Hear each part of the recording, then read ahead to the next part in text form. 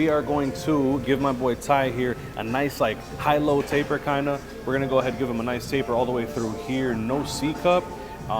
So we're gonna fade it right up to the corner.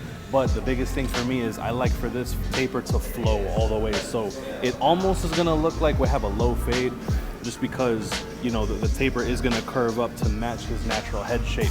So we're gonna give him a nice little U-shaped taper back here. It's gonna flow real nice into the side taper, and we're gonna reduce the bulk a little bit on top so we can give him a nice curl sponge.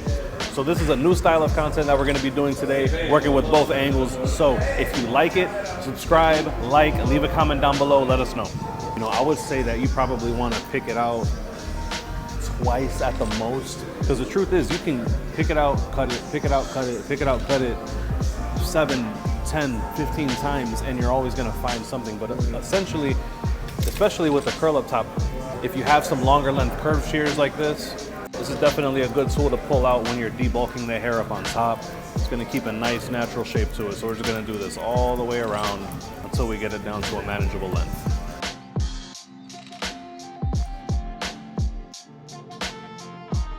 So now that we've brought some of that bulk down, we're gonna go ahead and start off doing the taper. And like I said, this taper, we're gonna start it here from this corner, but I want it to flow all the way around. And this is just gonna give that taper a very unique look, real clean look, so you can marry both tapers. Because you gotta remember, it's one full haircut. It's not 3 separate haircuts. I need these to flow.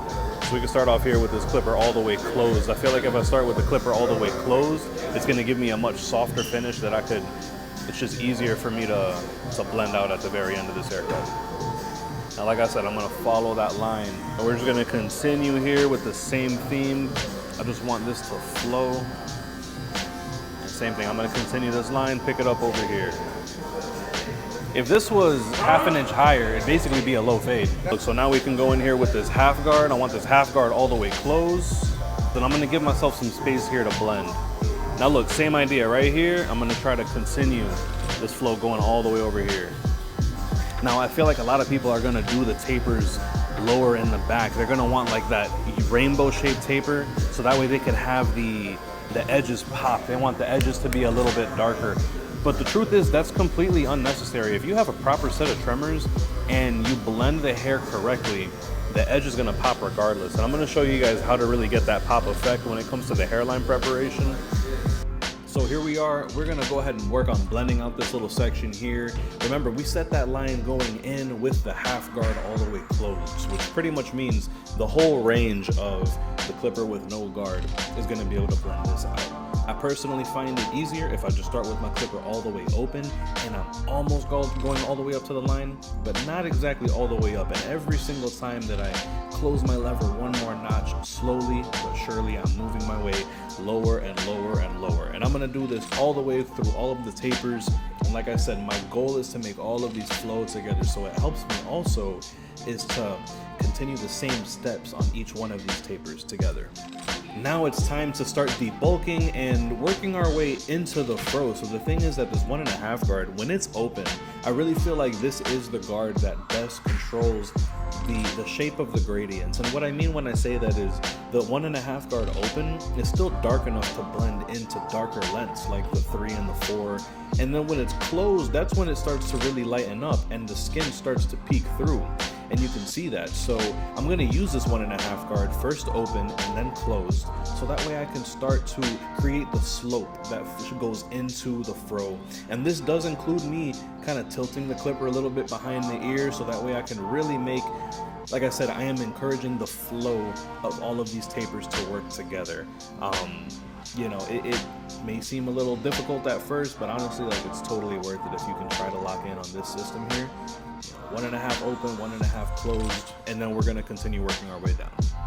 Then of course the clipper set that we're using today, this is the Rebel set. So it's the same clipper and trimmer, but now they sell them together in a set with a matching awesome red lid. So it's really dope, man. I really do enjoy that. I forgot how much I enjoyed the Rebel clipper from before, because it was actually, the Rebel was one of my first introductions to working with Stylecraft, and you know, honestly, I loved it. I used the Filthy Blends mod on it in the past. If you're an OG subscriber, then you definitely remember those days. It was all about the master blade. But yeah, man, it was definitely a hitter, and it still is. It's actually a little bit more quiet. An upgrade was made to the cam follower, which pretty much meant it was flowing super smooth. And you're gonna see too, the clipper and the trimmer, both of them I'm using out the box today. So when those edges hit, like, you're gonna be able to get those edges straight out the box. So don't forget to save some money on that product using my discount code TitoCuts. So just like how we went in with the 1.5 guard, and we started open and then we worked our way closed, first open is darker and then it gets lighter as we work our way down. We're doing the same and repeating the same steps here with the 1 guard now. Starting open, and you have to push past the lines that you put in if you're gonna make it blurry. So I am gonna be venturing up into the area that I was just working in with the 1.5 guard. You have to be able to merge and mesh all these different layers together. But it could be a little bit uncomfortable, but don't be afraid to move just a little bit too high or a little bit higher than what you're used to, because that's what's gonna help mesh and merge all of these different layers together. Start open, then close.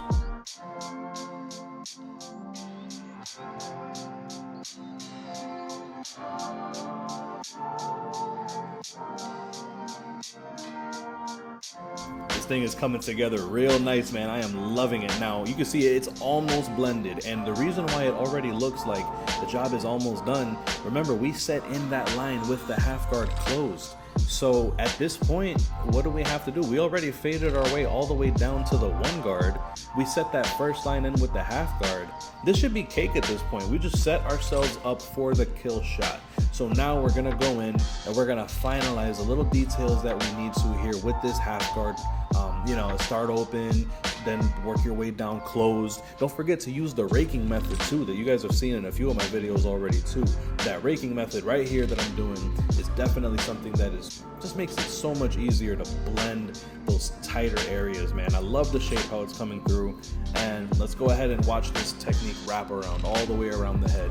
Man, I'm excited for you guys to see what we do with these trimmers, man. Those lines, it's crazy how it's a heavy hitter. It is a puncher. It will punch in the line, but I have never had a client that was bit, that was marked up or anything. I feel like the way that they come set out the box is a huge improvement, and I'm super glad that Solidcraft is doing that with their machines these days.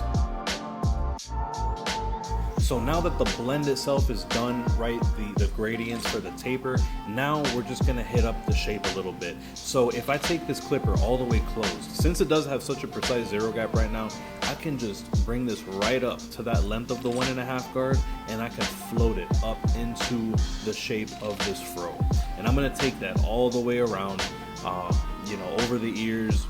You're even gonna see me glide over the front hairline too here in a little bit. I want every bit of this fro to just smoothly glide up, because that's the whole point of us doing the taper the way that we did, right? I wanted everything to flow together, and that includes the shape of the hair overall. So yeah, let's go ahead and watch this come together. This is the part I was talking about, the way that you can see how these lines are punched in with the Stylecraft Rebel trimmers. So this is my first time around using these trimmers, because I've always heard of them back in the day, but I never really got a chance to put them to use. Same technique, start in the middle and work your way off to one side. Step back, observe, look how the hairline is looking. And then you're gonna come back, return to the middle, and you're gonna work your way to the opposite side. And this is just a nice way of breaking up the work into 2 straight lines. It's easier to do 2 straight lines than it is to do 1 continuous straight line all the way across. Let's say if I were to start my way at his left corner and I was to work my way all the way to his right, continuously, just the anatomy of your elbow, the way that eventually it's gonna lean down, you're just setting yourself up for failure if you try to do the entire straight line at once. So if you break up your work in 2, that's something that could set you up for success. Don't forget to hit those sidebars, and then we're gonna get into behind the ears. I'm super excited with how that came out too. I want y'all to see this.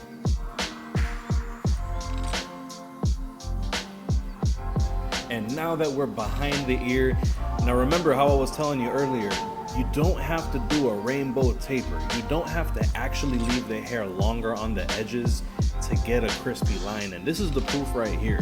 If I start right there in the taper area, I just want to give it as smooth as possible of a curve going right over the ear. My client personally doesn't mind it if I remove a little bit of hair that grows right there on top of his ear, just because he wants it to look crispy. He wants it to look good from all angles. So I went ahead, and my main focus here is just a nice smooth curve to go over the ear to complement the rest of the haircut. You know, while you're at it, go ahead and bald out the rest of the taper. Bald out underneath the sideburn, bald out the back. So we are coming to the end of the haircut. The style is done. Now I just had to moisturize his hair. We were gonna put this curl sponge on it, and I wanna show you guys a couple clips right here of the finished product. I absolutely love how this haircut came together. Please let me know your feedback down below. Last video, some people said that the taper was too high. I completely disagree. I think that this just lets the haircut rock, it lets it flow. So don't forget to subscribe, like, share the channel with anybody who you think could benefit from this information, and I'll catch you guys on the next video.